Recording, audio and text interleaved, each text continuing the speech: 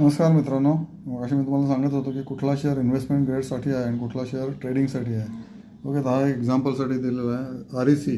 Okay, power sector lending करते, solar power, okay, आणि thermal power, सगळ्या टाईपच्या, हायड्रो पॉवर, सगळ्या टाईपच्या प्लांट्स प्रोजेक्टसाठी ही कंपनी लेंड करते. याचा प्रॉफिट बघा, क्वार्टर अँड क्वार्टर 2021 आहे 2700 कोटी, 2300 कोटी. ओके, नंतर वाढत वाढत तो 3800, 4000 कोटी एका क्वार्टरला. आणि आता सध्याचा क्वार्टर जो आहे तो 2024च्या 4000 कोटी एका क्वार्टरला झालेला आहे.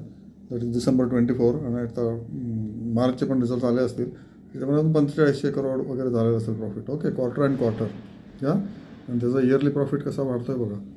Is growing from places, right. 3800 crore March 13 ते 10 वर्षात त्याचा 5 टाईम्स झाला. ओके, 15,000 कोटी प्रॉफिट फॉर द REC. आणि हा शेअर सध्या 400 रुपयाला आहे. तुमच्या फायनान्शियल एक्सपर्टला किंवा तुमच्या विझार्डला विचारा, तुमचा जो गायडन्स करतो तुम्हाला तो. ओके, आणि सध्या 400 रुपयाला शेअर घेण्यासारखं नाही, त्याला विचारा आणि त्याप्रमाणे इन्व्हेस्ट करा. डिव्हिडंड जोरदार देतो REC. डिव्हिडंड इन्कमच तुमचं 6% असू शकतं याच्यामध्ये. आणि कॅपिटल अप्रिसिएशन वेगळं या, त्याच्यामध्ये दोन्ही आहे. पण हा व्हॅल्यू स्टॉक आहे. मार्केट याला जास्त व्हॅल्यू देत नाही, कारण याच्यामध्ये NPA होण्याची शक्यता आहे वगैरे वगैरे. पण आता NPA जे होते ते सगळे झाले. आणि आता सोलर बिलरची माणसं सगळ्यांना पैसे प्रॉपरली वेळेवर परत देतात. थर्मल पण लोक परत देतात.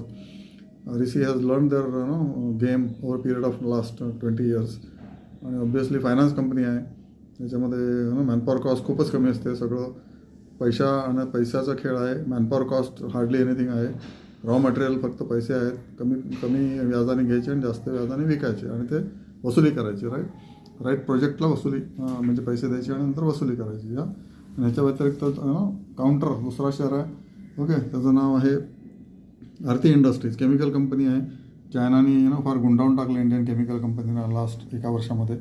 याचा प्रॉफिट बघा, क्वार्टर अँड क्वार्टर. उत्तम कंपनी, मॅनेजमेंट उत्तम आहे, त्याच्याबद्दल काय बोलायचं नाही. पण finally business is supply and demand.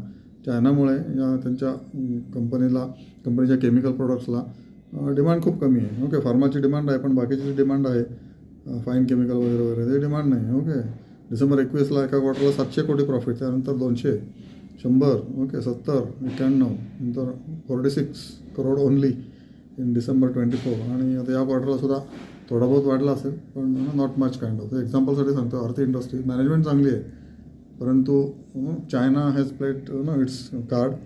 आणि 50%वर सुद्धा यांचा प्लॅन चाललेला नाही. राईट बघा, 135 कोटीपासून 1100 करोडपर्यंत वाहत गेला.